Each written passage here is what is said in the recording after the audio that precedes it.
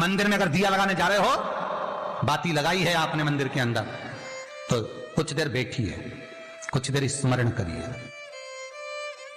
हमारे यहां तो यहां तक कहा गया है कि किसी मुर्दे को अगर जलाया भी जाता है, को कभी गोल बत्ती नहीं लगती। आप मटके के पास में, परिंदे के पास में, जल के पात्र के पास में कोई भी अगर दिया लगाएंगे तो वहां गोल बत्ती रखकर लगाएंगे तो घर में लक्ष्मी नहीं टिकेगी।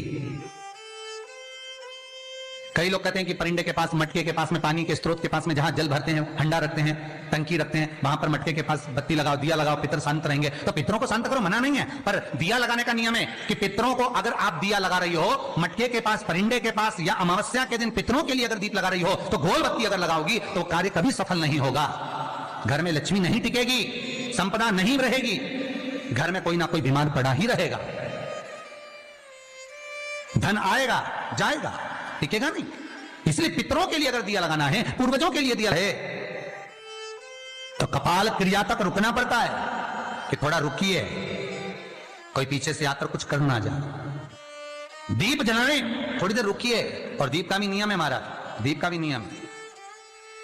दिए में जो फूल बत्ती लगती है, गोल बत्ती लगती है, गोल वाली, ये बत्ती हमेशा कोई विष्णु भगवान की पूजन कर रहे हो, शिव जी की पूजन कर रहे हो, कोई अन्य देवता का अगर आप स्मरण कर रहे हो तो गोल बत्ती लगाई जाती है। भगवान के मंदिर में पूजन कर रहे हो तो गोल बत्ती लगाएं। लंबी बत्ती, लंबी वाली जो बत्ती होती है, लक्ष्मी की पूजन में, देवी पूजन में, जितनी भी माताओं की आप पूजन करोगे, जितनी भी देवियों का आप स्मरण करोगे, उसमें लंबी बत्ती का प्रमाण है। पितरों की पूजन में लंबी बत्ती का प्रमाण है। लगाना है पितरों के लिए अगर दीप लगाना है तो लंबी बत्ती लगाइए, लंबी बत्ती। महाराज लंबी बत्ती का प्रमाण हमारे यहां शास्त्र का, गोल बत्ती का प्रमाण। और सुंदर चरित्र कहा, यदि आपके जीवन में बहुत ज्यादा लक्ष्मी से तकलीफ है, कष्ट बहुत ज्यादा है, या संबंध खराब हो रहे हैं बहू और बेटों के, संबंध खराब हो रहे हैं, अदालत में बात चली गई कि लड़की और लड़के का तलाक होने वाला है, बहू अपने घर जाकर बैठ गई, आने को तैयार नहीं है, जमाई अपने घर रह गया, लड़की को लाने को तैयार नहीं है, सास बहू में आपस में तनमन चल रही है, प्रेम बिल्कुल नहीं है, या लक्ष्मी आती ही नहीं, बहुत कष्ट है, जमीन जायदाद पड़ी बिक नहीं रही, तो एक काम करना, इतना दुख अगर आपके जीवन में है तो कार्तिक के महीने तक रुको, और कार्तिक का महीना आए, त्रयोदशी तिथि आए, कोई सा भी हो, सोमवार, रविवार, मंगल, बुध, कोई सी भी त्रयोदशी, प्रदोष, कोई सी भी प्रदोष तिथि आए, उस दिन तुलसी की लकड़ी, पहले से तुलसी आपके घर में अगर सूखी हो, तुलसी सूख गई हो, तो उसकी जो लकड़ी होती है, उस लकड़ी का 7 लकड़ी का बंडल बनाकर दीप बना लो। लकड़ी का दीप मतलब लकड़ी, पतली पतली डालियों को लेकर कच्चे सूत से उसको बांध दो, और बांधकर घी में डुबक दो। कार्तिक के महीने में शुक्ल पक्ष की त्रयोदशी तिथि जब आए, प्रदोष का जब व्रत आए, उस दिन भगवान के मंदिर में, शिव मंदिर में नहीं, भगवान किसी भी देवता के मंदिर में, विष्णु के मंदिर में, नारायण के मंदिर में, कृष्ण मंदिर में, राम मंदिर में, किसी भी मंदिर में, मंदिर ना हो तो अपने घर के मंदिर में शाम के समय पर उस तुलसी की लकड़ी का दीप, दिया भरकर उसमें घी डालकर जो दीप प्रकट कर देता है, जला देता है, दीप को प्रज्वलित कर देता है, उसके घर में कभी संपदा की कमी नहीं होती महाराज। विष्णु पुराण में स्पष्ट लिखा है। इसलिए शायद कहा जाता है कि भगवान को सर्वश्रेष्ठ कौन सा चंदन अच्छा लगता है।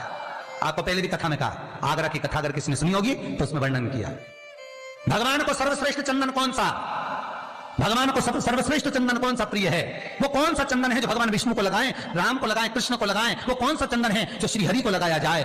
तो जीते जी भगवान विष्णु एक बार गले लगाते हैं, उसको कहते हैं हरि चंदन। कौन सा चंदन है? हरि चंदन। हरी चंदन बाजार में नहीं मिलेगा, हरी चंदन आपको बनाना पड़ेगा। कैसे बनाना है? तुलसी जब सूख जाए उसकी जड़ को निकाल लिया जाए, वो जड़ को पानी में धो लिया जाए, धोने के बाद उसको सिलबट्टे पर, पत्थर पर घिसा जाए, और घिसकर उसमें थोड़ा सा कुंकू, रोली डालकर तैयार कर कर जो भगवान विष्णु के मस्तक पर, कृष्ण राम के मस्तक पर लगा देते हैं, और उसकी एक बिंदी अपने हृदय पे लगा लेते हैं। जीते जी भगवान एक बार उसको गले लगाते ही हैं। हरि चंदन प्रियता। जैसे शिव महापुराण में रुद्र चंदन का भाव है, शिव महापुराण में रुद्र चंदन का प्रमाण दिया जाता है। अगर आपने लिंग पुराण पढ़ी हो तो उसका 5वां स्कंद अवश्य पढ़िएगा महाराज, और शिव महापुराण अगर पढ़ रहे हो तो उसका कुमार खंड पढ़िएगा, जिसमें रुद्र चंदन का प्रमाण है। रुद्र चंदन कैसा? रुद्र चंदन का प्रमाण कैसा? तो महाराज कहा चंदन घिसकर, पीला चंदन घिसकर उस चंदन को 3 मुखी रुद्राक्ष पर लपेट लिया जाता। 3 मुखी रुद्राक्ष पर उस चंदन को लपेटा जाता।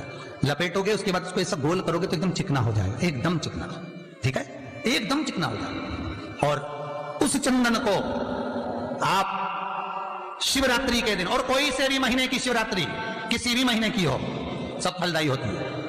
अगर आप पंचांग में देखेंगे तो शिवरात्रि लिखी हुई आती है, हर महीने शिवरात्रि पड़ती है। किसी भी महीने की शिवरात्रि पर रुद्र चंदन अर्थात जो चंदन का आपने 3 मुखी रुद्राक्ष में लेपन करा है, उसका गोला बनाया है, वो चंदन अच्छा मोटा मोटा कर लेना, अच्छा बढ़िया, ऐसा नहीं थोड़ा बहुत ही लगा, पूरा रुद्राक्ष दिखना नहीं चाहिए, पूरा लपेट कर उसको शंकर के शिवलिंग पर ले जाकर रख दीजिए और फिर धीरे धीरे शंकर भगवान का जल अभिषेक करना प्रारंभ कर दीजिए। वो चंदन पूरा धीरे धीरे शंकर के शिवलिंग पर डलना चाहिए। शंकर के मूल मंत्र श्री शिवाय नमस्तुभ्यं का जाप करिए, यह कहलाता है रुद्र चंदन। इस चंदन के अभिषेक से महाराज जो काम नहीं होता आप कर कर उस कार्य को प्राप्त कर सकते हो, सिद्ध कर सकते हो। रुद्र चंदन।